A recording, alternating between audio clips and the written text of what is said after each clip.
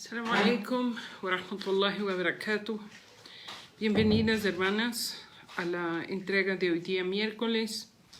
Inshallah vamos a hablar algo sobre lo que es el Tawhid y lo que anula el Tawhid. Entonces iniciamos enseguida inshallah. Bismillah ar-Rahman ar-Rahim. Walhamdulillah Rabbil Alameen. والصلاة والسلام على سيد المرسلين محمد صلى الله عليه وسلم. La esencia del Islam es el monoteísmo. Y la esencia de todos los mensajes que Allah subhanahu wa ta'ala mandó desde el inicio de la creación con Adam alayhi salam hasta el último mensajero que es Muhammad sallallahu alayhi wa sallam, todos, absolutamente todos, vinieron con el mensaje de el monoteísmo puro, el monoteísmo que no debe abandonar nuestro corazón nunca. Es la base de la salvación. Creer en un solo Dios, en Allah subhanahu wa ta'ala, es el papel, el ticket de entrada que, inshallah, nos permite ser de los habitantes del paraíso.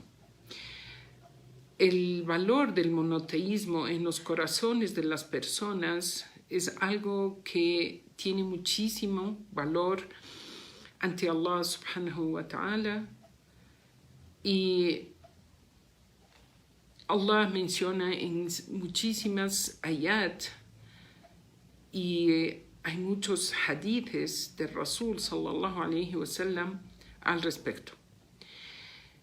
Una de las primeras ayat que vamos a citar es la ayat que dice Allah وَمَا خَلَقْتُ الْجِنَّ وَالْإِنسَ إِلَّا لَا يَعْبُدُونَ. Quiere decir, no he creado, dice Allah subhanahu wa ta'ala, no he creado a los genios y a los hombres, sino para que me rindan culto, me adoren. ¿Ya? Entonces, en esta aya cortita, Allah nos está dando la razón por la que nosotros, como seres humanos y como genios, fuimos creados. El objetivo de la vida es adorar a Allah. Nada más. Eso es el objetivo de que nosotros estemos sobre la faz de la tierra.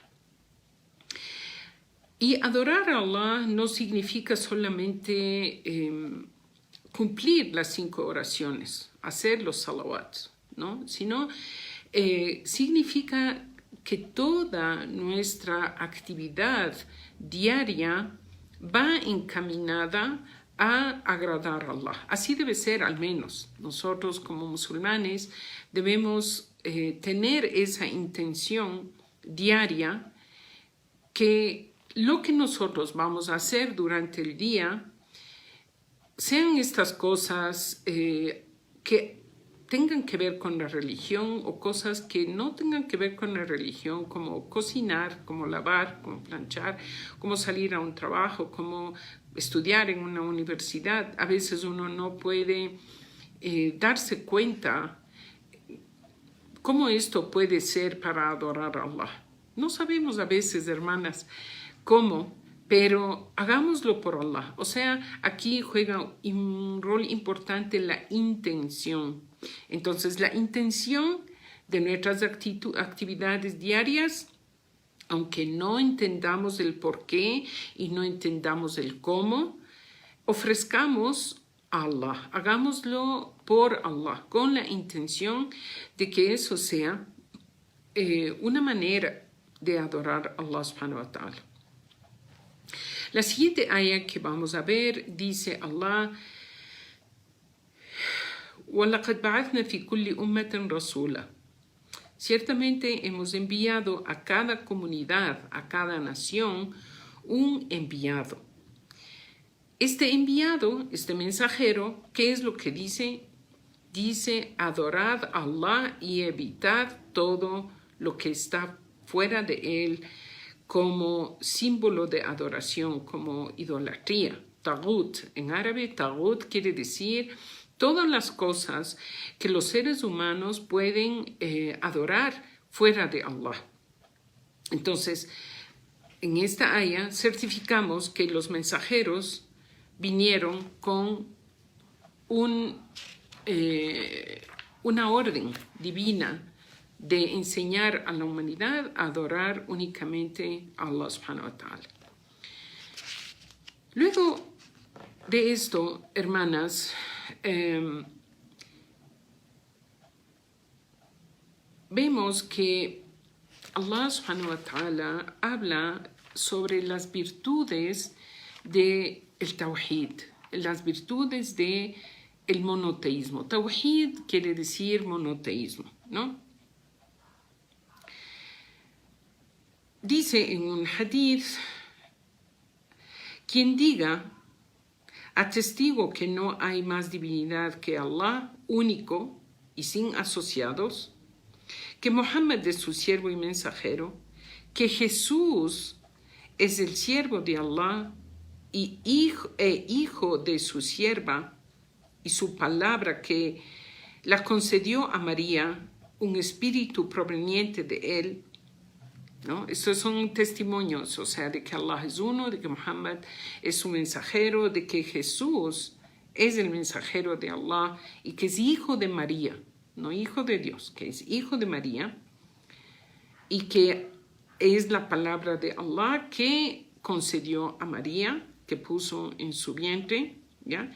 Luego dice que el paraíso existe, de parte de la fe y la creencia, que el infierno existe, que el infierno es verdadero.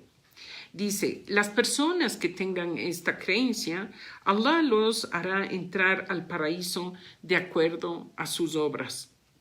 Entonces, aquí está resumido en este hadith la creencia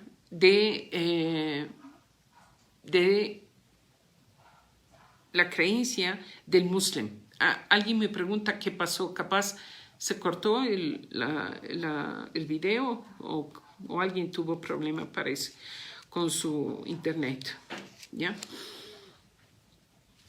En un hadith del profeta Muhammad sallallahu alaihi wasallam se relata que Musa, el profeta Moisés, la paz sea con él, en una ocasión le preguntó a Allah, le pidió a Allah subhanahu wa ta'ala que le enseñe una súplica exclusiva, ¿no?, para él, a través de esa súplica, llegar a Allah.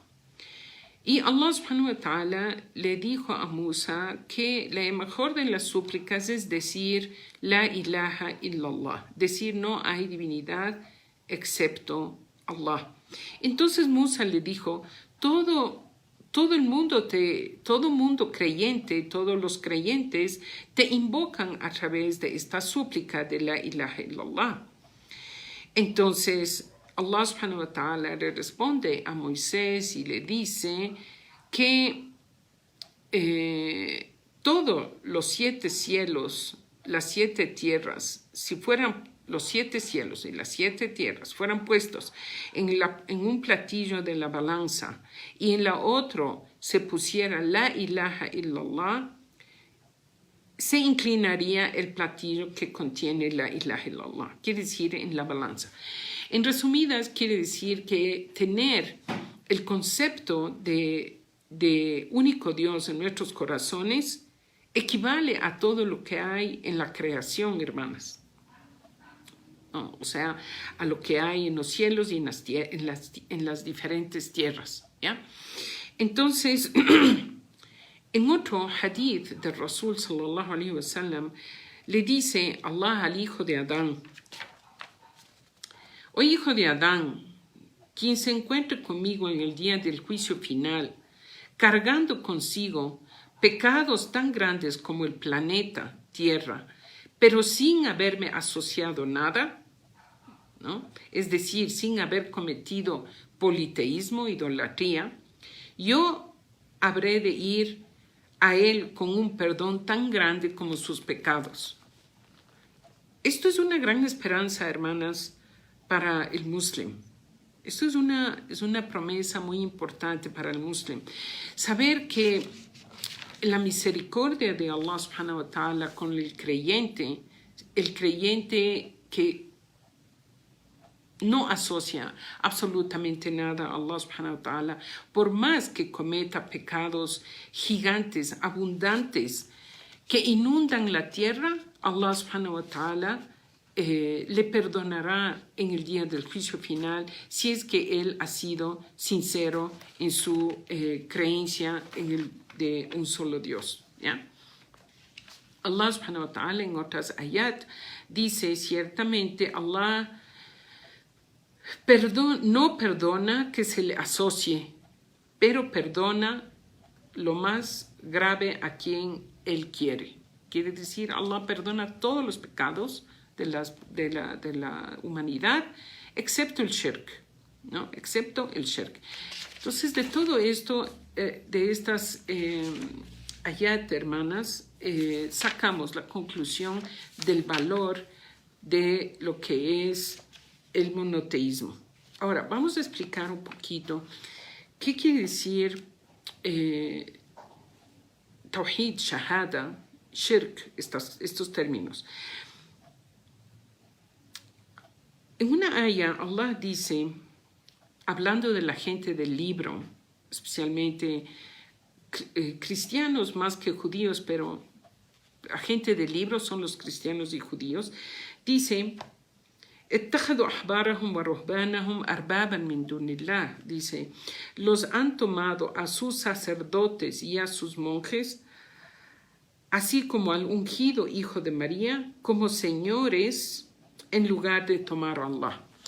Y había un musulmán que venía del cristianismo en el tiempo del Rasul, en un tiempo del profeta Muhammad, y le dijo, Ya Rasulallah, ellos no adoran a los sacerdotes, ni a los monjes, ni al papa, no adoran. Entonces el Rasul sallallahu alaihi wasallam les dijo, le contestó, dice, ¿acaso ellos no obedecen a sus sacerdotes y a sus líderes cuando les dicen esto es halal y esto es haram?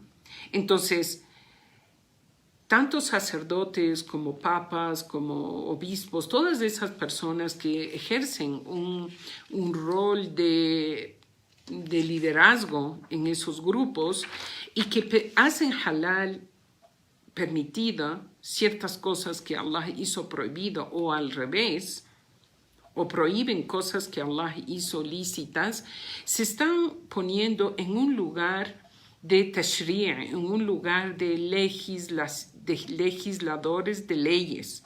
Y esto es un atributo que solo le pertenece a Allah, hermanas.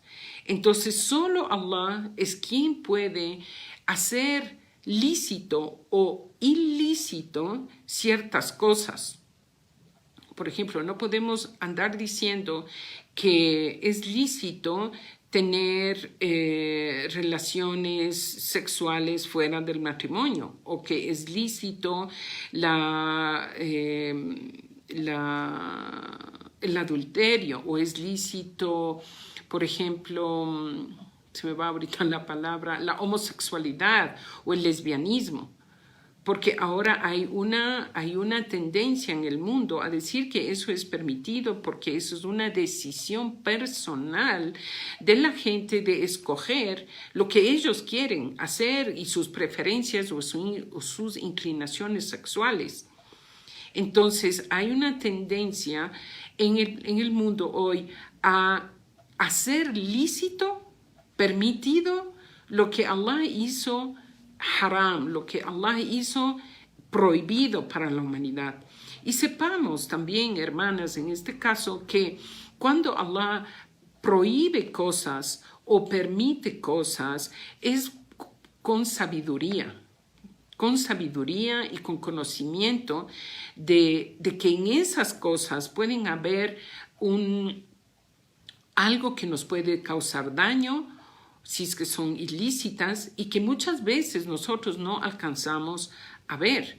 O puede alguien tratar, por ejemplo, las bebidas alcohólicas son prohibidas, ¿no?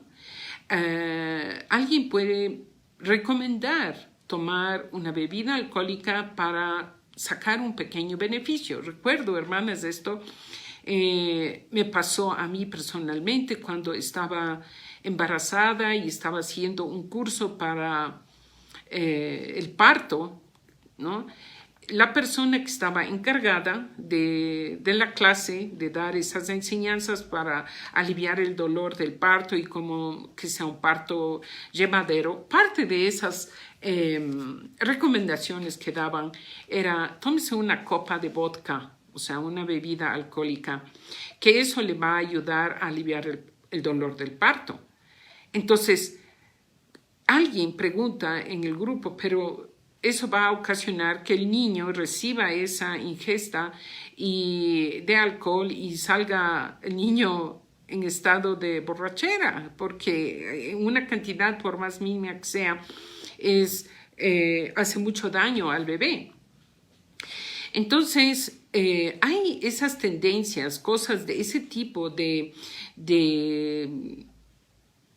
consejos que pueden dar ciertas personas que se creen con autoridad en algún campo para hacer lícito, permitido, lo que Allah ha hecho prohibido. Y de esto, por ejemplo, para concluir este asunto de las bebidas alcohólicas, Allah dice en el Corán, puede ser que haya en esas bebidas alcohólicas un poquito de bien,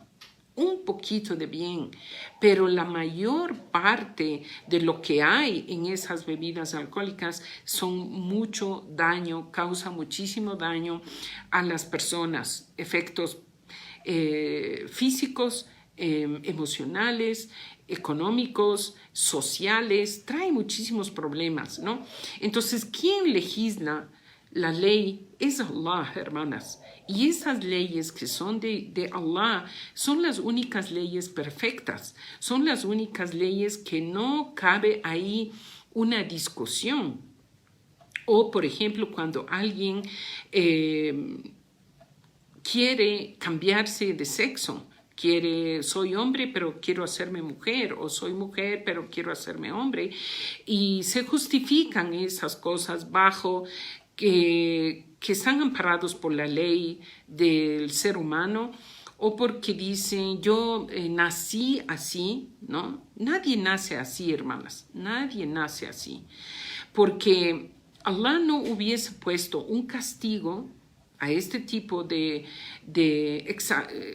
exageraciones, este tipo de transgredir la ley de Allah, no hubiese puesto un castigo si es que esa fuera su creación. Entonces esas son tendencias de inclinaciones de las personas a dar rienda suelta a cierto tipo de placer mundanal, carnal, como queramos llamarles, que va en contra de la ley de Allah. Entonces Allah hace su ley y nosotros como creyentes, como musulmanes, debemos entender que quien legisla es Allah. Entonces, no caer en este tipo de shirk, porque esto nos lleva a un shirk, ¿no? Esto nos lleva a asociar en el poder de Allah de legislar a alguien más. Cuando uno piensa, el Estado puede legislar este tipo de cosas que va en contra de la ley de Allah, estamos cometiendo ahí una idolatría, un politeísmo, ¿no? Dentro de esta categoría también cosas que llevan a las personas a caer en el shirk, en el politeísmo, es el uso de pendientes, pulseras, cualquier tipo de adorno que la gente ha utilizado a través de los siglos y hoy también lo hacen, en ciertas culturas y ahora está en boga también, que piensan que esa pulsera que es de 3 metales, que tiene oro, plata y bronce, por ejemplo, es una protección sobre alguna enfermedad o una protección del mal de ojo o una protección de cualquier tipo de males que puede haber. Eso también es un shirk, ¿no? Porque es pensar que un metal, dado la forma de una pulsera, puede protegernos de algo que solo Allah subhanahu wa ta'ala es quien nos protege, ¿no? Entonces, de esto hay algunos relatos del profeta Muhammad sallallahu alaihi wasallam que prohibía a la gente colgarse este tipo de cosas que vendrían a ser lo que son amuletos o talismanes, o lo que hay desgraciadamente en el mundo islámico.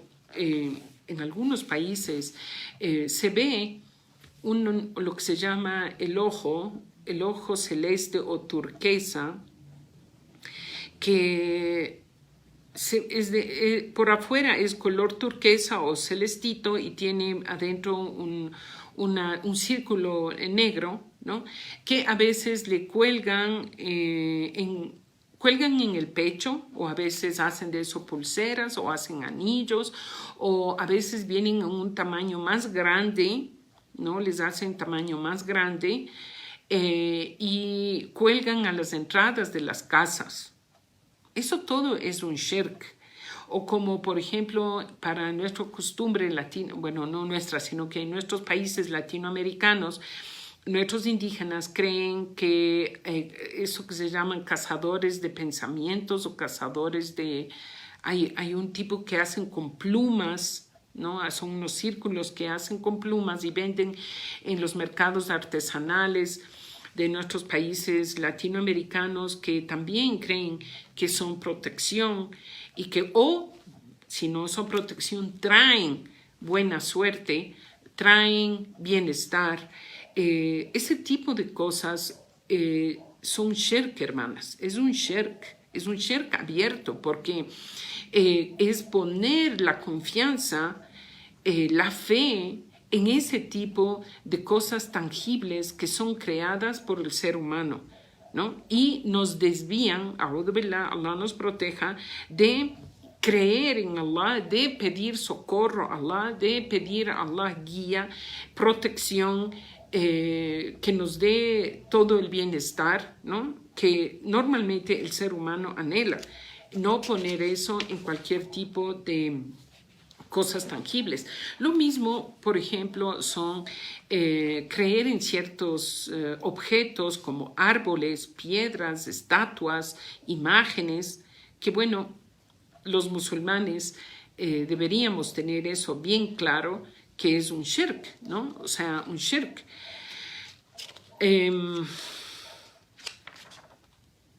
Como, por ejemplo, lo que hay en nuestras sociedades de estatuas, imágenes, vírgenes, santos, que obviamente es politeísmo, es idolatría pura. Dentro de también lo que es shirk, es sacrificar animales a alguien que no sea Allah. Y esto también, tengo que decir, lastimosamente se encuentra en los países islámicos, cierto grupo, no todo el mundo, pero hay un grupo de personas que practican desgraciadamente eso.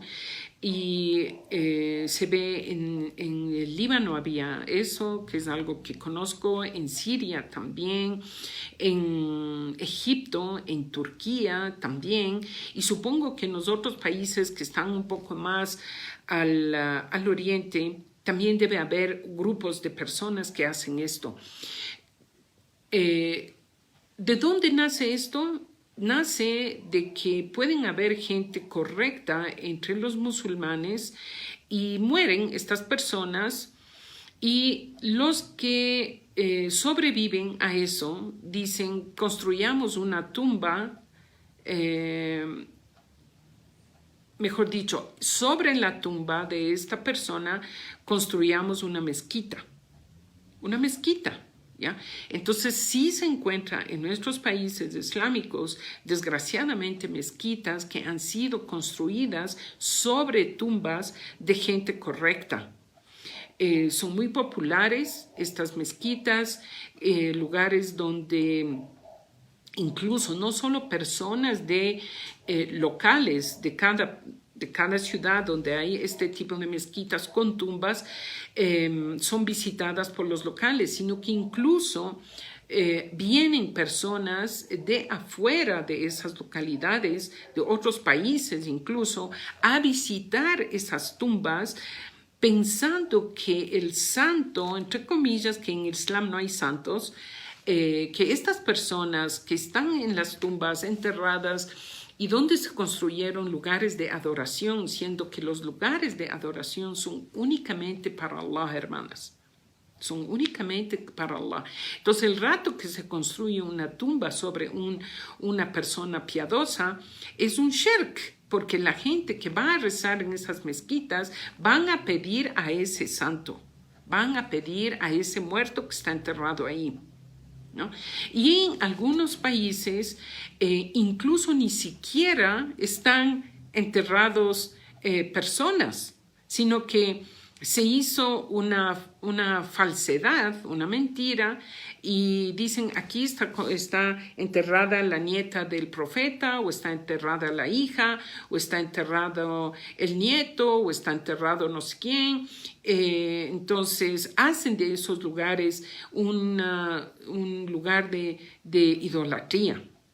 Entonces los musulmanes, supuestamente musulmanes, monoteístas, adoradores de un solo Dios, supuestamente cometen el shirk, el acto de idolatría de ir a esos lugares a pedir favores a esos santos. Y a veces, no solo que van a pedir favores a esos santos de una manera simplemente ir a pedir, sino que también brindan o hacen ofrendas de sacrificio. Entonces sacrifican un borrego, 2 borregos, 3 borregos al santo, a la persona que está enterrada en ese lugar, y luego distribuyen esa carne a la gente pobre que suelen estar por esos lugares aledaños. Entonces esto, hermanas, es un shirk abierto. Esto es un shirk abierto. Y Allah subhanahu wa ta'ala prohíbe ese tipo de cosas, y el profeta Muhammad sallallahu alayhi wa sallam, cuando antes de morir, unos 5 días antes de morir, él citó un hadith que es parte de los principios islámicos. Dice el hadith: oh Allah, no permitas que mi tumba sea un ídolo de adoración. O sea, el profeta, ya temeroso de ver cómo otras naciones que vinieron antes del Islam tomaron a sus profetas y mensajeros, gente correcta, como ídolos de adoración, como es en el caso de los cristianos que adoran a Jesús.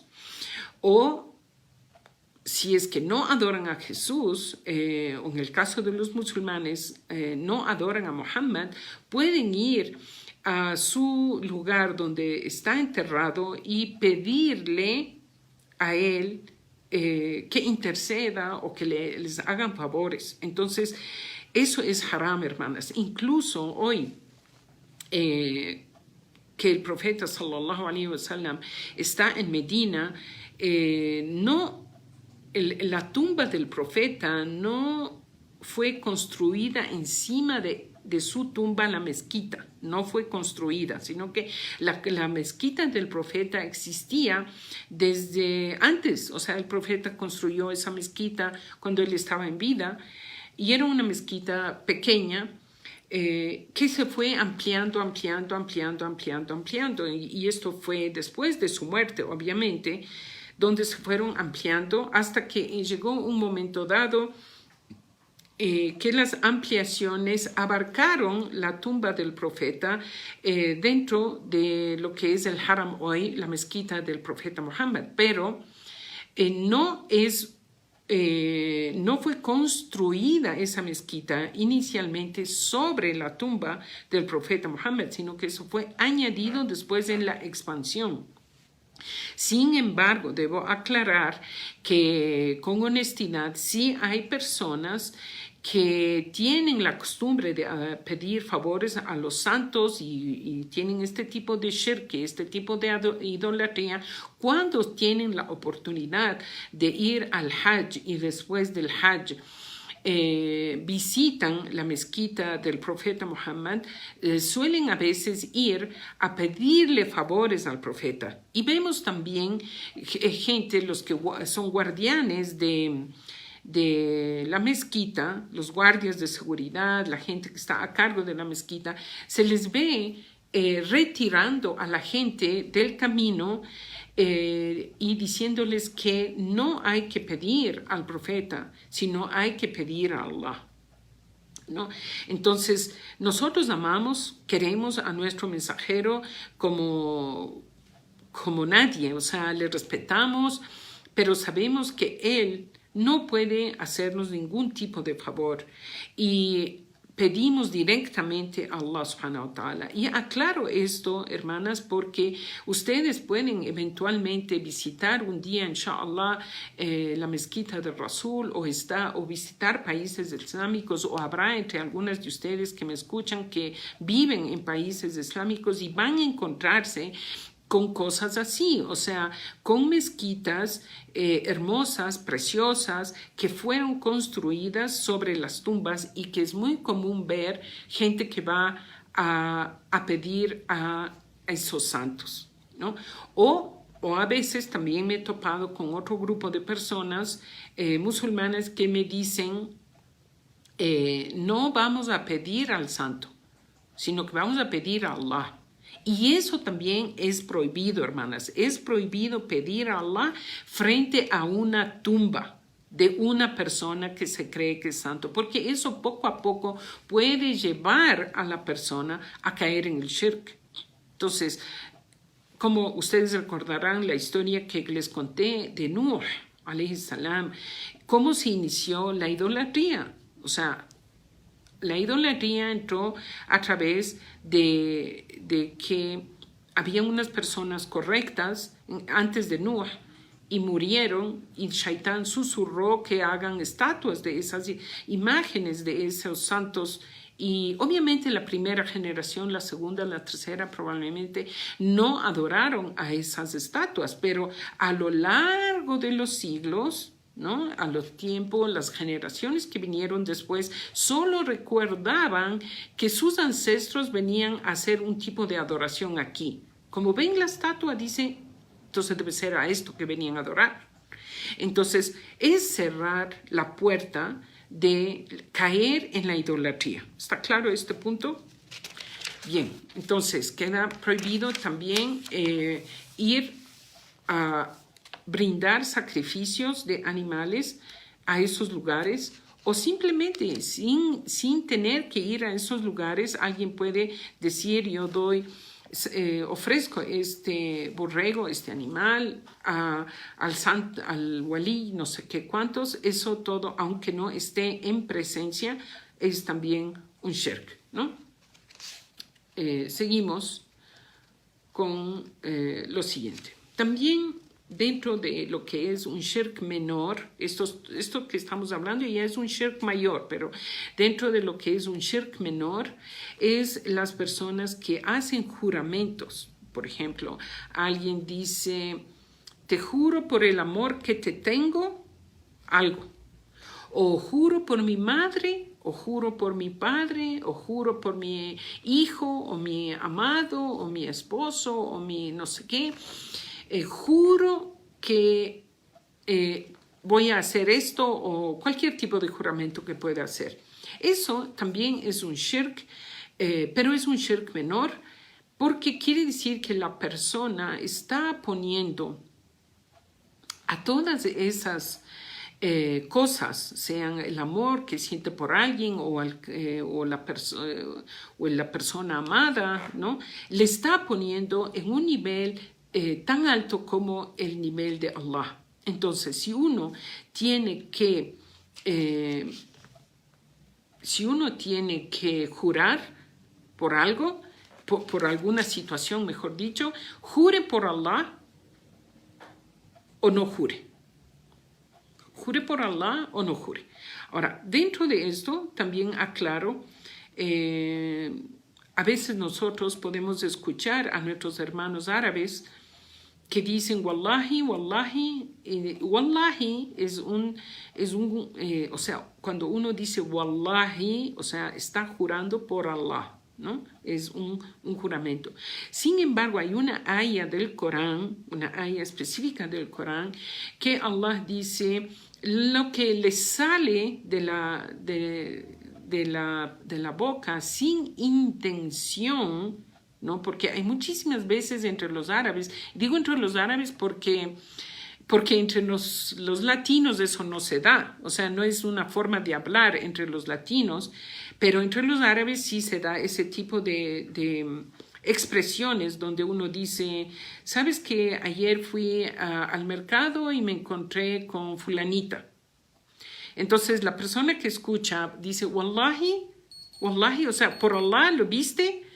Pero no es que la otra persona está jurando, sino que simplemente es una expresión que está invocando a Allah. Entonces hay una aya del Corán donde Allah dice que no les juzgará a las personas por lo que sale de su lengua de una manera accidental, de una manera sin intención. Sin embargo, Allah sí toma en cuenta a las personas que hacen con toda la intención un juramento, ¿no? Uno hace la intención, estoy tomando la intención de jurar por Allah, o a'udhu billah, que Allah nos proteja de jurar por algo que no fuese Allah subhanahu wa ta'ala. Entonces, en resumidas cuentas, hermanas, si ustedes tienen algún rato la necesidad de jurar, juren por Allah o no juren, ¿ya?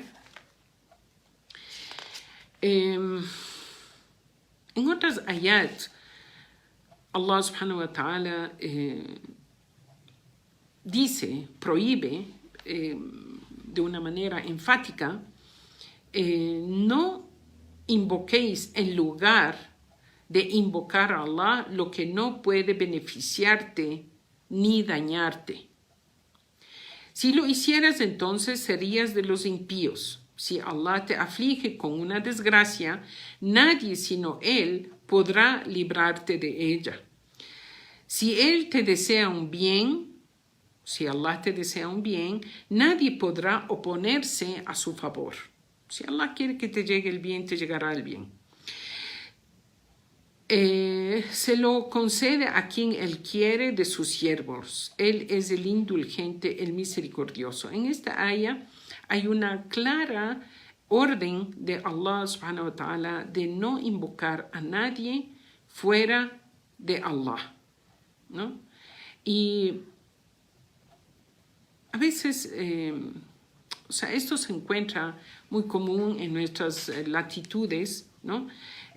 Tomar en cuenta que tenemos que pedir a Allah, hermanas, pedir a Allah subhanahu wa ta'ala que nos ayude. Dentro de estas prohibiciones también cabe mencionar que hay un hadith del Rasul sallallahu alayhi wa sallam que dice, es un largo hadith, ¿no? Pero voy a citar solo la última parte, donde dice que de entre la gente del profeta, o sea, musulmanes, habrá 70,000 personas de esta umma del Islam que entrarán al paraíso sin ser contabilizados. O sea, en el día del juicio final, estas 70,000 personas, Allah no les va a tomar en cuenta sus acciones. Simplemente Allah les va a hacer entrar al paraíso. Y de paso se ha dicho, hermanas, sería bueno que dentro de nuestras súplicas pongamos esta súplica de pedir a Allah que nos permita ser de los que entran al paraíso sin ser contabilizados. Entonces, la gente, los sahabas, pensaron que ¿quién serán esos 70,000 que entrarán al paraíso sin ser contabilizados? Algunos pensaron, nosotros como sahabas, compañeros del profeta que tuvimos una vida previa que no era islámica, probablemente no vamos a estar entre esos.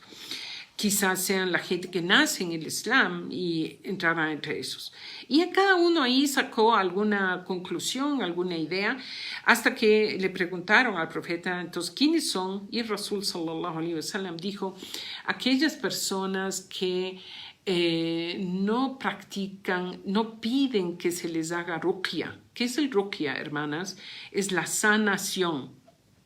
La sanación, que era una práctica en los pueblos anteriores y que hoy también hay gente que practica estas cosas, que se van donde los chamanes que les hacen unas limpias, ¿no es cierto? Hacen unas limpias, invocando a algún demonio que ellos llaman jinn, o no sé cómo les llamen, y invocan y hacen ese tipo de limpias a las personas para curarles de ciertas enfermedades. Incluso, hermanas, esto es haram, ¿no? Esto obviamente hacer esas limpias o acudir a que se le haga es haram, ¿no? O sea, uno invoca a Allah. Sin embargo, islámicamente hablando,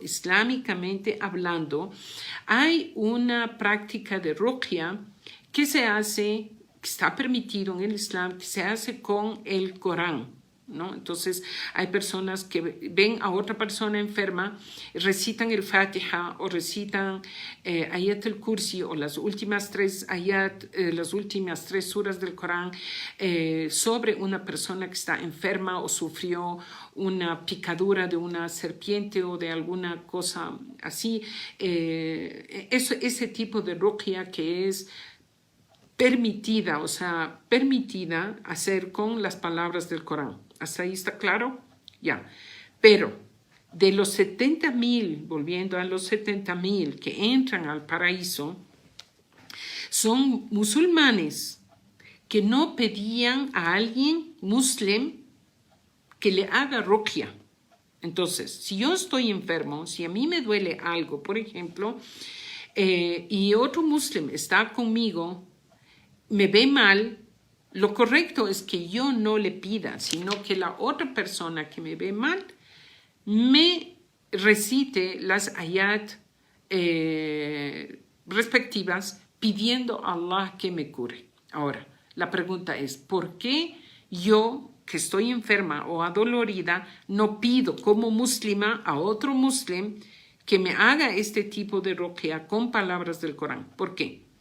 Porque a veces, Dios no quiera, las personas pueden pensar o llegar a tener algo en el corazón de que fulanito me curó. Y desgraciadamente, hermanas, esto también se da en el mundo islámico, desgraciadamente, y por eso aclaro, porque uno tiene que conocer esto, ¿no? Hay personas que saben que, por ejemplo, hay un sheikh que recita y dicen, astaghfirullah, dice, este sheikh cura. Entonces vamos a que te haga un ruqya para que te cures de lo que tengas, de enfermedad, mal de ojo, brujería, lo que sea, porque este sheikh cura.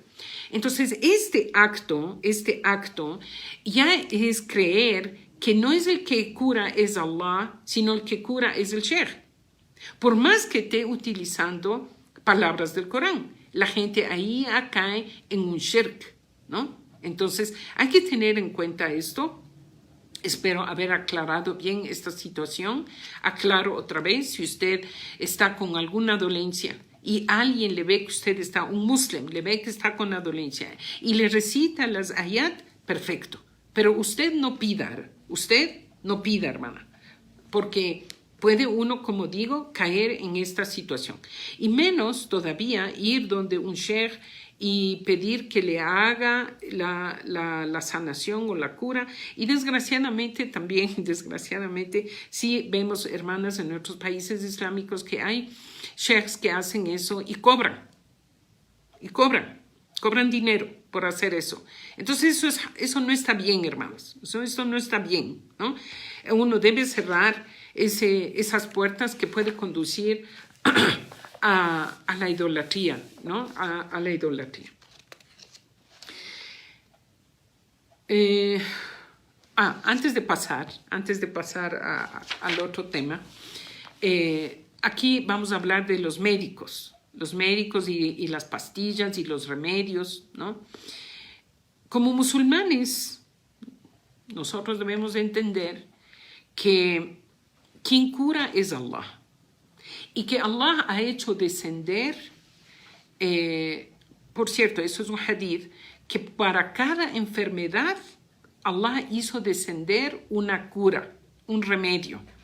Todas las enfermedades, hermanas, que hay y ha habido en el mundo y habrá, Allah hace descender la cura de eso.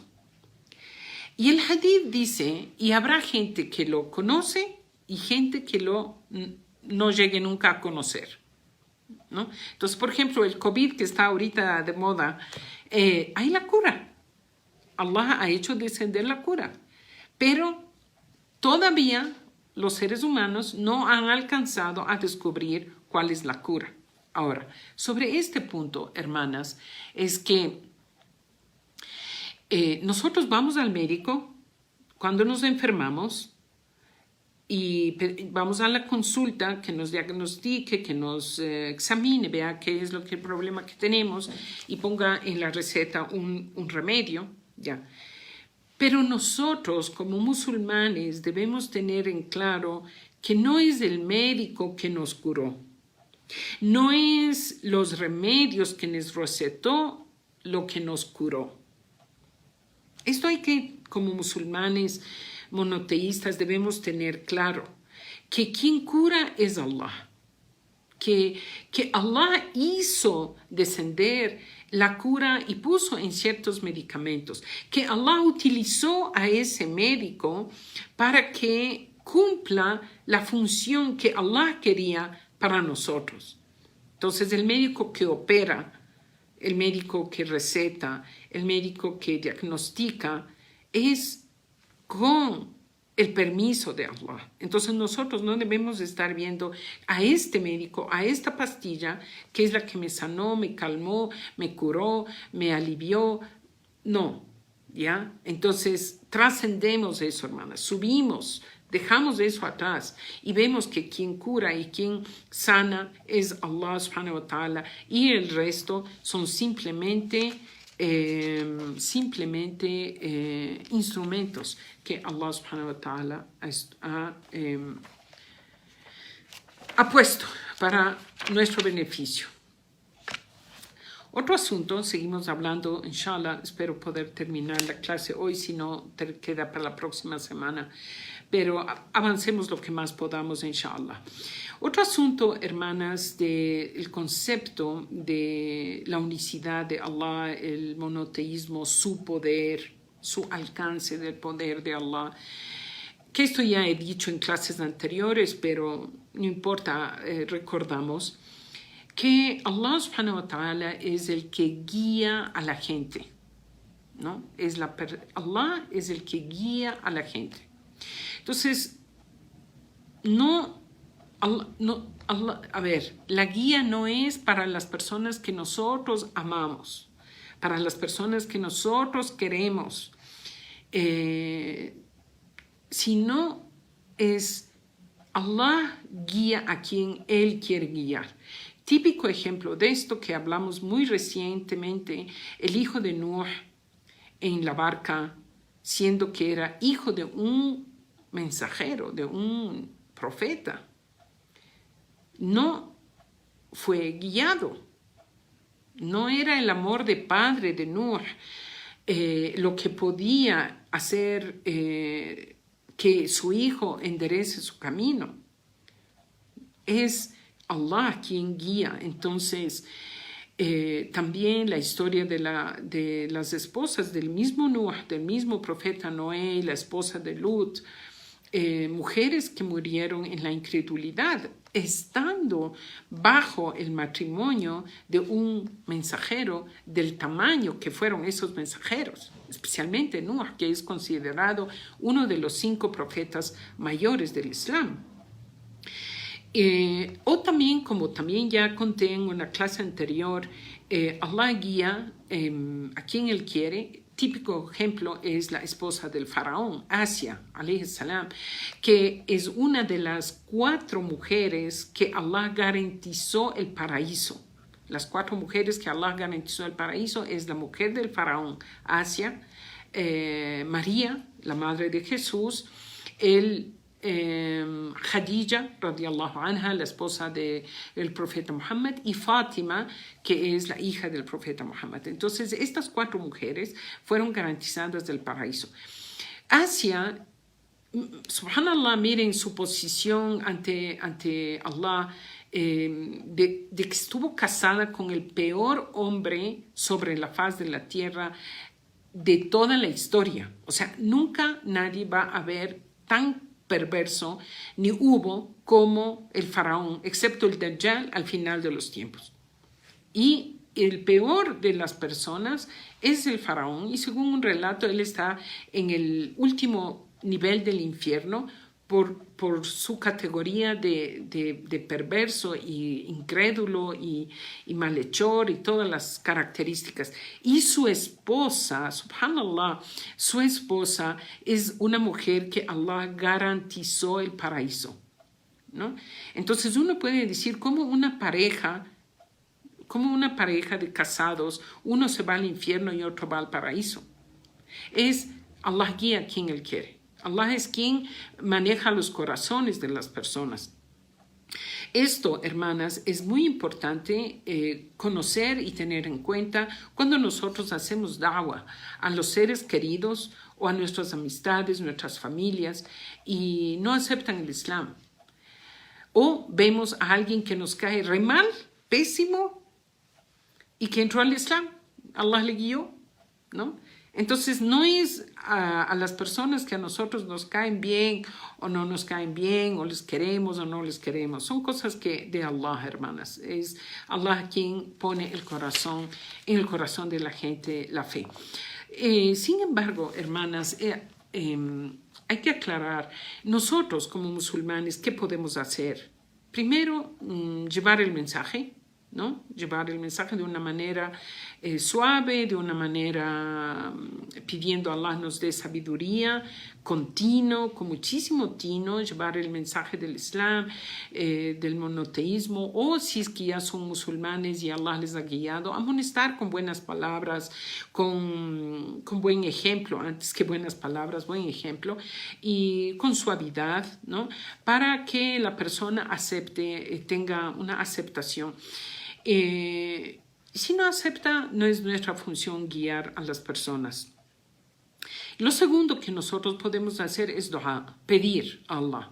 Pedir a Allah por estas personas que Allah les guíe, nada más. Y nosotros no podemos saber qué pasará con esas personas hasta que mueran, ¿no? O sea, puede ser que uno pide a Allah subhanahu wa ta'ala la guía por alguien 20, 30 años y no vemos que esta persona aceptó el Islam y le perdemos de camino y le perdemos de vista.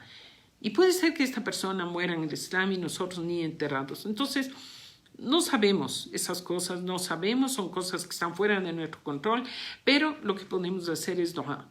Y nunca, jamás minimicen el poder del dua. Pedir a Allah hace milagros. Wallahi, hermanas, hace milagros.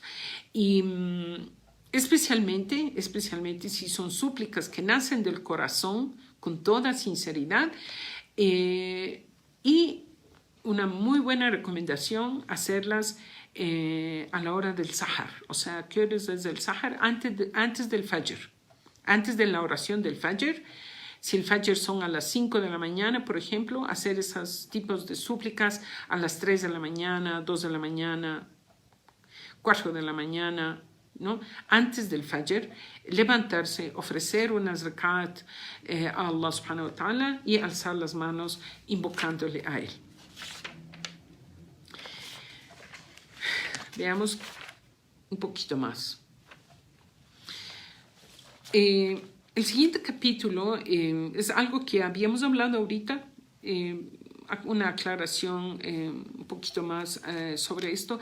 El amor excesivo hacia las personas virtuosas es lo que puede llevar a la gente al shirk, como fue con Jesús, la paz con él. El exceso de amor a Jesús lleva a la gente a elevarle a nivel de divinidad y olvidarse de quién es realmente divino, que es Allah, ¿no? Entonces, el profeta Muhammad sallallahu alaihi wasallam en un hadith dice: no exageréis conmigo, dice el profeta Muhammad consigo mismo, no exageréis conmigo alabándome, como los cristianos hicieron con el hijo de María, sino que yo soy un siervo, así que decid el siervo de Allah y su mensajero. ¿Qué más? Esto ya vimos. Déjenme ver más que más, hermanas. Algo más sobre esto del shirk.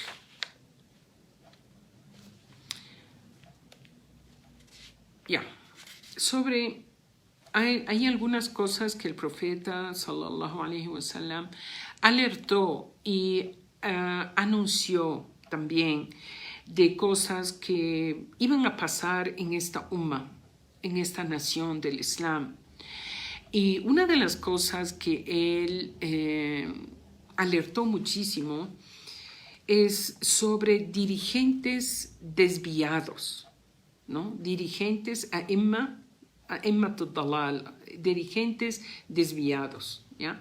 Dijo, bueno, es un hadith un poquito largo, dice: ciertamente temo por mi nación de los dirigentes desviados, o sea, a los que desvían a las personas, porque si la espada es usada en contra de ellos, no habrá de detenerse, o sea, va a haber guerras, ¿no? Si es que tratan de parar a estas personas. Y dice: y no habrá de comenzar la hora, o sea, no llegará la hora del fin, hasta que grupos de mi nación se unan a los politeístas, hasta que algunos de mi nación adoren a ídolos. O sea, gente musulmana que caerá en este pecado de adorar a ídolos. Habrá en mi nación, miren esta profecía, habrá en mi nación 30 mentirosos, dajjalín, o sea, falsos profetas, ¿no? Todos pretenderán ser profetas, pero yo soy el sello de los profetas y no habrá profetas después de mí. Siempre habrá un grupo de mi nación con la que la verdad estará intacta. No les amedrentará quien los contradiga hasta que llegue la decisión de Allah. Este hadith, hermanas, quiere decir que en la umma del Islam va a haber gente que cae en la idolatría porque siguen a falsos profetas, y esto ya se dio y se dará, todavía se sigue dando, ya se dio, y hay casos famosísimos de estos. Uno que se dio en el tiempo de los sahabas, ¿no?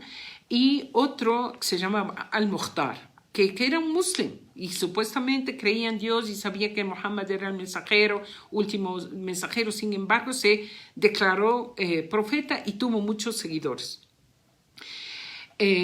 Algo más reciente en la historia, por ahí en los años 1800, finales de los 1800, no sé exactamente la fecha, pero a los finales del 1800 hubo un hombre que se llamaba Ahmad Qadian, un hombre musulmán, Ahmad Qadian, que se autoproclamó profeta y tuvo muchísimos seguidores. Esto pasó donde hoy es Pakistán, en la India y Pakistán. Se autodeclaró profeta y tuvo muchísimos seguidores. Luego, él obviamente, porque estaba en un medio islámico, se opusieron los grandes sabios de su tiempo, se opusieron a Ahmad Qadian. Entonces, ellos no pudieron establecerse, tener su sede en Pakistán, en lo que hoy es Pakistán. Entonces, ellos tienen parte de su sede en lo que hoy es Palestina ocupada en Israel, y tienen también sucursales en Londres, en muchas partes, y llegaron acá al Ecuador también hace unos años. No teníamos eso aquí, pero llegaron hace unos años, y también llaman a sus lugares mezquitas. Entonces, por eso es que mucha gente, tuvimos ese problema con hermanos que entraron al Islam y estaban recién siendo musulmanes, y tenían esa confusión y creían que ellos también son musulmanes. Y ellos no son musulmanes, a pesar de que ellos se dicen musulmanes, visten como, tienen su vestimenta clásica, su gorrito, su vestimenta que parece como de musulmanes, pero se llaman hoy Ahmadis, esta secta Ahmadiyya o Qadianiyya, también como él se llamaba Ahmad Qadian, tiene ese nombre, Ahmadiyya o Qadianiyya, ¿no? Entonces, hay que tener en cuenta esto. Y hoy también sabemos que fuera de los grupos islámicos también hay gente, muchas personas que se han proclamado que son enviados de Dios, que son profetas, y hay mucha gente, por ejemplo, John Smith, que es de los mormones, se declaró que era profeta, del año 1800, también por ahí, por las épocas que apareció Ahmad Qadian. En la India hay un montón de maestros, ¿no? Maestros que no solo se declaran profetas y mensajeros, sino que ellos se dicen que son la divinidad en sí. Astaghfirullah, se dicen que son divinidades, entre esos Satya Sai Baba y todo ese montón de gente que tuvo muchísimo auge, y lastimosamente tiene seguidores. Entonces, el profeta Muhammad sallallahu alaihi wasallam alerta de eso. Ahora, él dice de 30 dajjalin, 30 falsos mensajeros que habrán hasta el final de los tiempos, pero si les contamos, son muchísimos más. Son muchísimo más de 30. Entonces, ¿por qué el profeta dijo 30? Porque estos 30 van a tener muchísimos seguidores, ¿no? Esa es la diferencia con los otros falsos profetas, falsos mensajeros que se autoproclaman que son mensajeros, que no van a tener. Hay mucha gente que dice pavadas, pero no tienen seguidores, ¿ya? Pero estos 30 son grupos que tendrán, como digo, grupos que les seguirán. Dentro también, hermanas, del shirk es el siguiente capítulo, es la brujería, ¿no? La magia negra, la brujería. Y Allah subhanahu wa ta'ala habla de eso en el Corán. Dice, yu'minuna bil jibti wa taghut, creen en el jibt, que es este tipo de cosas, y taghut, ya explicamos el término, todo lo que sea es adorado fuera de Allah. Y el taghut también son los magos, los hechiceros, todas estas personas que hacen contactos con los demonios. La brujería es algo horrible, causa muchísimo daño. La gente que se pone en contacto, los brujos, digamos, pongamos así el término, los brujos que se ponen en contacto con los demonios siempre caen en el shirk, porque estos demonios les piden a ellos que hagan actos de shirk a cambio de un poco de información que les da, o a ciertos poderes que les otorgan, ¿no? Y Allah subhanahu wa ta'ala nos alerta de eso, el profeta Muhammad sallallahu alaihi wasallam nos alerta de eso y nos dice en un hadith, alejaos de los 7 pecados aniquiladores, o sea, los kaba'ir, los pecados que aniquilan a la fe de la persona. Y alguien dijo, ¿cuáles son? Él dijo, asociar a Allah, shirk, y en segunda categoría, hermanas, dice la hechicería, la brujería, el shirk, el sihr, ¿ya? Luego dice matar a una persona que Allah ha prohibido sin tener derecho a hacerlo, o sea, matar a una persona inocente es haram. Consumir los bienes del huérfano, o sea, usufructuar del bien del huérfano, porque robar es haram, pero robarle a un huérfano es doblemente haram porque el huérfano es un niño o una niña que no puede defenderse, es chiquito, no tiene poder, entonces comer usufructuar los bienes del huérfano. También dice usufructuar de la usura, que eso también ya hablamos recién la semana pasada, escapar en el día, en el momento de la batalla. Y el último pecado es hablar o calumniar a las mujeres justas, creyentes, pero que pueden haber cometido una imprudencia y hablar mal de ellas, o sea, hablar de su honor. Entonces, en estos 7 pecados mayores que se llaman los pecados aniquiladores, está la brujería, porque eso conlleva a un shirk, ¿no? Todo lo que es la brujería, asistir a los adivinos, ¿no? O hacerse tratar, como ya hablamos hace un rato, no las limpias, pero sí las limpias, que son palabras que utilizan, que son palabras de brujería, que son normalmente invocaciones que hacen los adivinos a sus brujos, a sus demonios. Dentro del shirk también, hermanas, es creer en lo que se llama los presagios, ¿no? Creer en los presagios sobre el futuro. Alguien ve una mariposa blanca y dice, esta mariposa blanca me va a traer buena suerte. O ve una paloma blanca. O si ve una mariposa negra, ¿no? Por ejemplo, aquí en el Ecuador hay esa creencia. Hay unas mariposas grandes que se dan por la Amazonía nuestra que tenemos. Hay unas mariposas negras grandes, entonces, bien grandes. Entonces, a veces las personas ven ese tipo de mariposas negras y piensan que es un presagio de mal agüero, un presagio de algún mal, que alguien va a morirse, que alguien va a pasarle algo. Entonces, ese tipo de presagios es también caer en la idolatría, en el shirk, en el politeísmo, ¿no? Entonces, como musulmanes no creemos en ese tipo de cosas, creemos que las cosas vienen de Allah. Si a alguien le toca morirse, le toca morirse. Si a alguien le da una enfermedad, son cosas que vienen del dictamen de Allah subhanahu wa ta'ala. No tomamos este concepto de presagio o mal agüero o buen agüero que trae buenos augurios. Todas esas cosas nosotros evitamos. O también como algunos personas también caen en lo que es la astrología o creer en los horóscopos, ¿no? Es una cosa desgraciadamente tan común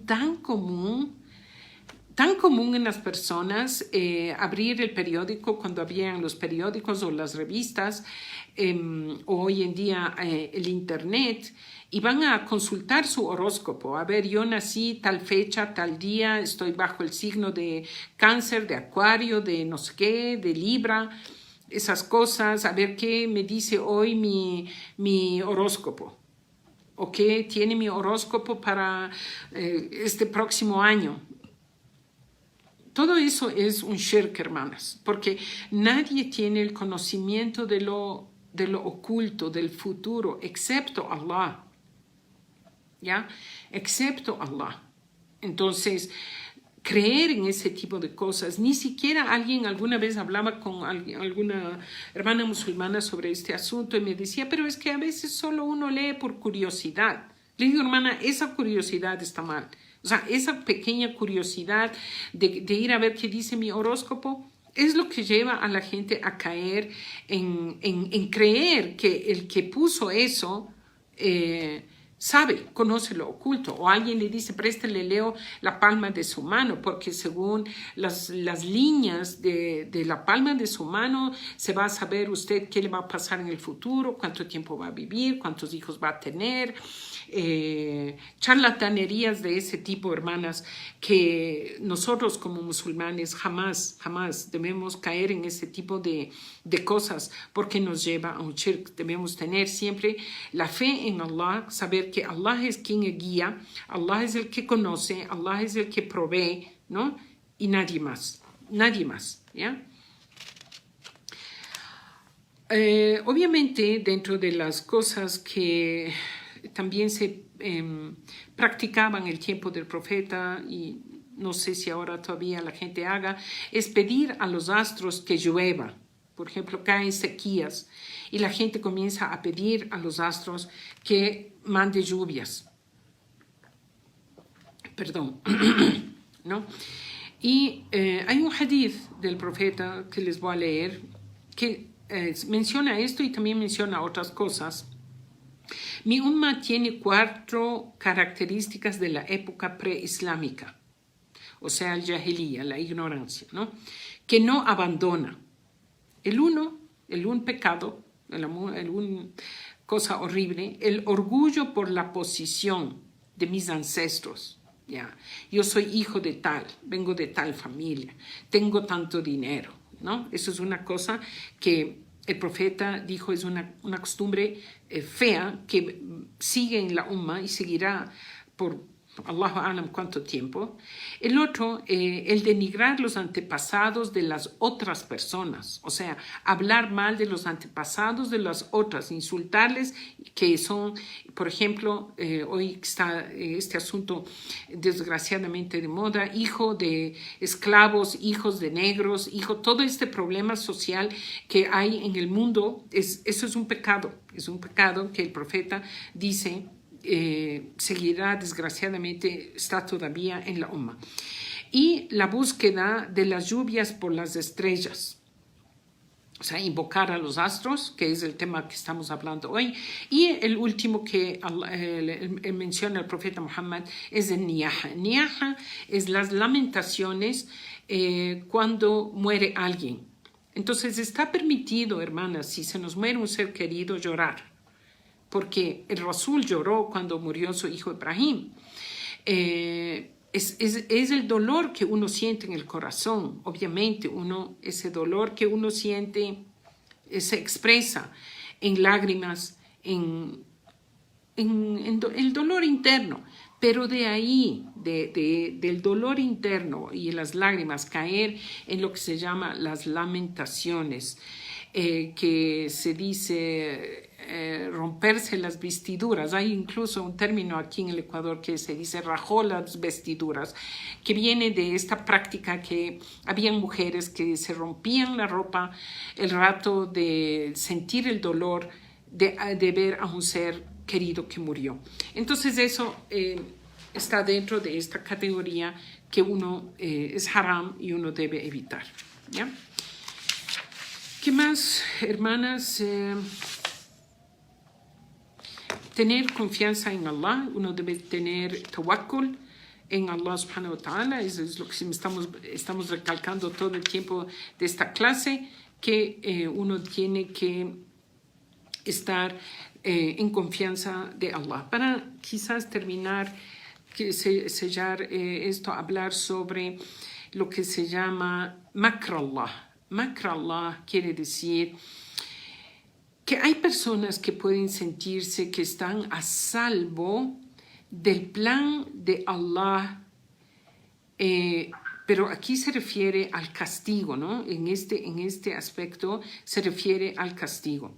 El ayah dice, afa aminu makra Allah, fala ya'manu makra Allah illa al-qawm al-khasirun.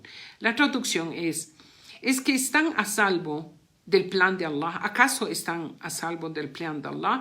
Nadie está a salvo del plan de Allah, sino la gente perdida, ¿no? O sea, la gente perdida, incrédula, que puede sentir, no me va a pasar ningún castigo. Dios no me va a castigar. Esto se refiere. No me va a castigar. Dios no me castiga porque no me va a castigar, simplemente, ¿no? Entonces, hay musulmanes que pueden, Dios no quiera, la samahallah, caer en esto diciendo, si hago este pecado chiquito, no importa porque es chiquito y Dios no me va a castigar en esto y sigo haciendo el pecado y sigo caminando, la samahallah, por el mal camino y hasta que le cae el castigo de Allah. Entonces, como muslim, a lo que se refiere esta aya, y hay otra aya que viene después y otras también, que el muslim, hermanas, el muslim debe mantenerse en una posición de equilibrio como el ave que vuela. El ave que vuela mantiene sus alas abiertas para no caerse. Las alas del mu'min, del creyente, del musulmán creyente, es la una, el temor del castigo de Allah, y la otra, la esperanza del perdón de Allah. Así es como el muslim debe vivir su vida. Así es como nosotros debemos vivir, hermanas. Debemos tener siempre, vivir teniendo en cuenta que Allah puede hacer descender su castigo. Y entonces yo como muslim debo evitar el haram. Yo debo evitar el haram. Y si es que he cometido un error, debo pedir a Allah perdón, hacer tauba. Y el otro es la esperanza de que Allah me va a perdonar, que Allah es todo misericordioso y todo perdonador y que Allah me va a perdonar.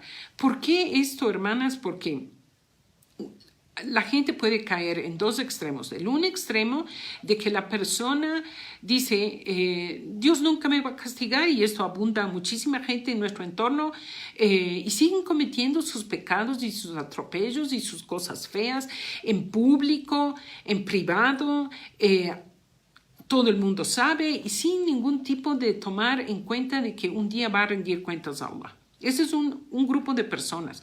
Tenemos otro grupo de personas que cometen tantos pecados o un pecado o algunos pecados y piensan, Allah nunca me va a perdonar. Allah nunca me va a perdonar porque yo soy un pecador, no tengo esperanza, ¿no? Entonces, ambas situaciones es obra del shaitán.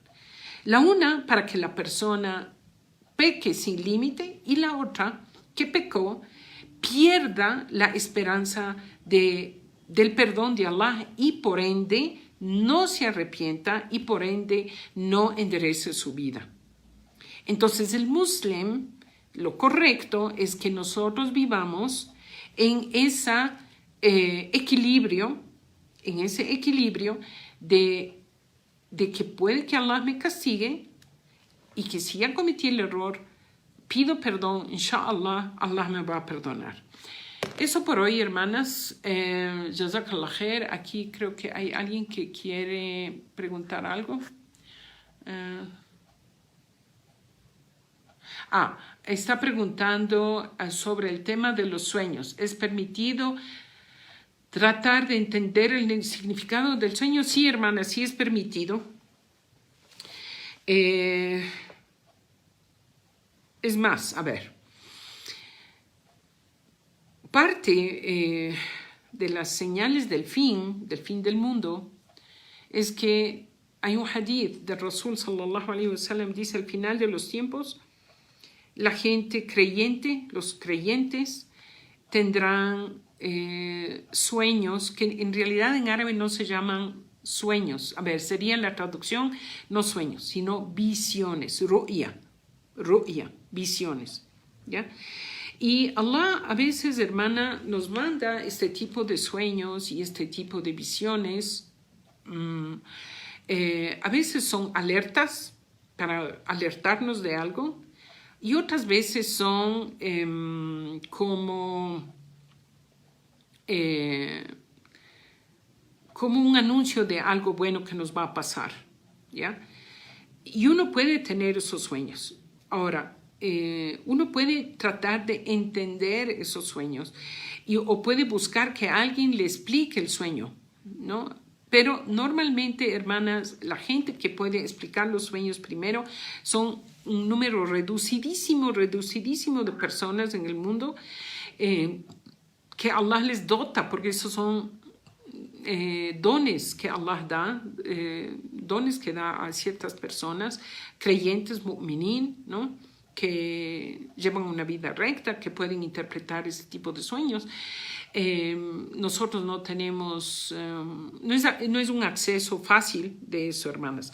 Ahora, otra cosa, ¿qué se puede hacer ante eso? No debemos estar entrando al Google o no sé, a donde quieran entrar ustedes a buscar. Hay libros que han escrito sobre interpretación de los sueños, que la mayoría de esos libros son escritos por gente charlatana, falsa, que hacen negocio con ese tipo de cosas. ¿Qué es lo correcto? Lo correcto es, si usted tiene un sueño que cree que es una visión, a ver, primero, antes de eso, ¿cómo sabemos si es una visión o es un sueño? ¿Cómo es? ¿Cómo sabemos? Normalmente los sueños que uno tiene, uno se despierta y se acuerda del sueño el rato que se despertó, a veces, y la mayoría de los sueños no nos acordamos, y después uno se olvida.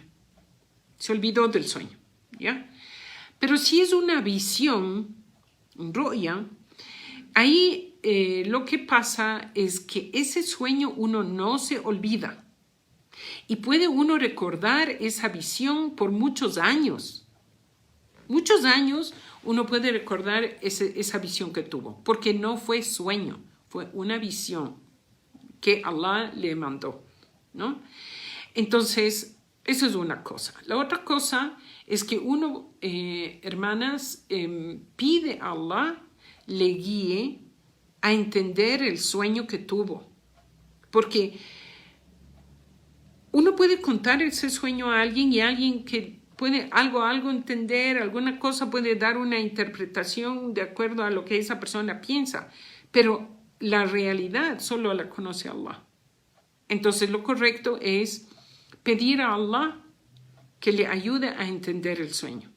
Entonces si usted tiene una visión, un sueño que es una visión, pídale a Allah, Allahumma, ayúdame a entender este sueño o esta visión que tú me has permitido tener. Ahora, otra cosa, hermanas, sobre los sueños, también los sueños pueden ser inspiraciones del demonio, ¿no? Ustedes recordarán esa historia que les conté de Barsisa, que era Barsisa, el monje que le dejaron a cargo a su hermana y él después cometió con ella fornicación y tuvo un hijo y después le mató. Ya se acordarán la historia. Pero cuando vinieron los hermanos, ellos tuvieron un sueño que fue inspirado por el Shaitán. ¿Ya? Y el Shaitán entró en el sueño de los tres hermanos y les dijo, lo que les dijo Barsisa es mentira porque su hermana está enterrada en tal lugar. Y fue un sueño, o sea, una visión real, porque al día siguiente cuando ellos se despiertan, ellos van a buscar en el lugar que el Shaitán les susurró en el sueño y efectivamente encontraron a su hermana ahí. Entonces hay sueños que son del Shaitán, ¿no? Ahora, por esto es que cuando uno duerme, el musulmán va a dormir, debe hacer un ritual de no fallar, de entrar a la cama en estado de purificación, o sea, en wudú, ¿ya? Se hace su ablución, se acuesta al lado derecho, recita Ayat al-Kursi y recitan las 3 últimas suras del Corán Y mientras uno se va durmiendo, ¿no? Ya mientras a uno le va cogiendo el sueño, hace dhikr, repite 33 veces, subhanallah, Allahu Akbar, alhamdulillah, y ya se va durmiendo. Esto quiere decir, hermanas, que el muslim se entrega a Allah el rato del sueño. Sabemos que el sueño es la muerte menor, ¿no es cierto? Hay personas que se duermen y nunca más despiertan. Entonces, por lo menos que su última acción sea en adoración a Allah. Eso es una. Y la otra, protección del shaitán, para no tener este tipo de sueños inspirados por el shaitán, o que también a veces son las pesadillas. Las pesadillas son del shaitán, porque son sueños terroríficos con los que las personas se levantan. Esos son susurros del shaitán. Entonces, contestando su pregunta, hermana, en este caso, siga estas cosas y pida a Allah subhanahu wa ta'ala, le ayuda a entender. Aquí hay otra pregunta de otra hermana. A ver.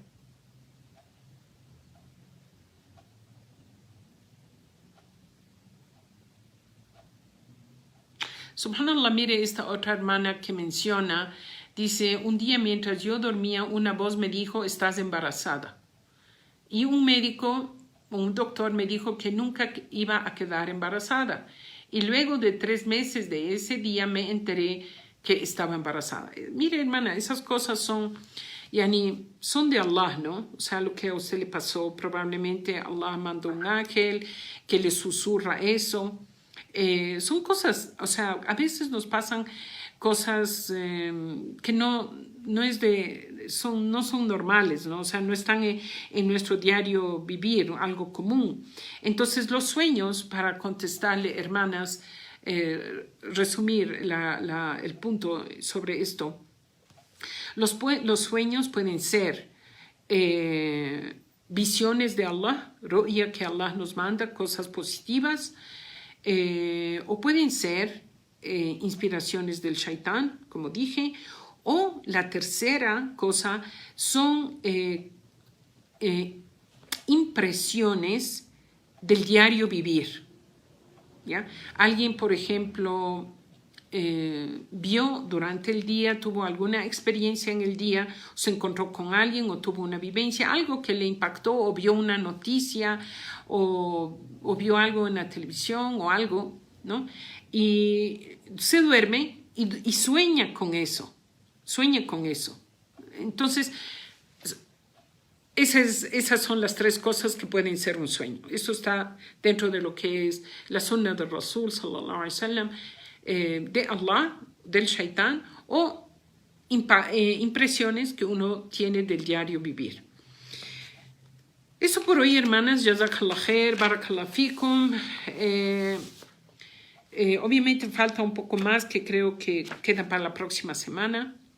Sobre esto, el concepto de la creencia del monoteísmo puro. Hay unos pocos capítulos que faltan, inshallah. Estaremos viendo esto el día miércoles. El día, simplemente para hacerles de acuerdo, los lunes vamos a ver la vida de los profetas. Los miércoles, como hoy, hablamos de temas islámicos, como es fiqh o aqida, creencia o jurisprudencia islámica. Los viernes, inshallah, vemos tafsir. Si es que les parece bien estos horarios, inshallah, si no, quizás nos toque, por lo que ya la gente entró a trabajar, algunas personas trabajan, quizás cambiemos el viernes para el sábado en la tarde, pero espero su retroalimentación con esto, a ver si es que le cambiamos o lo dejamos para el día viernes mismo. Por lo pronto, este viernes, inshallah, tendremos clases como de costumbre, pero si es que prefieren que sea un sábado en la tarde, capaz podemos cambiarle para el sábado, dependiendo de lo que Allah tenga escrito para nosotros. Jazakumullah khair, barakallah fikum, hermanas. Rogamos a Allah nos haga de los que escuchen las palabras y seguimos las mejores de las palabras. Jazakumullah khair, barakallah fikum, wassalamu alaikum wa rahmatullahi wa barakatuh.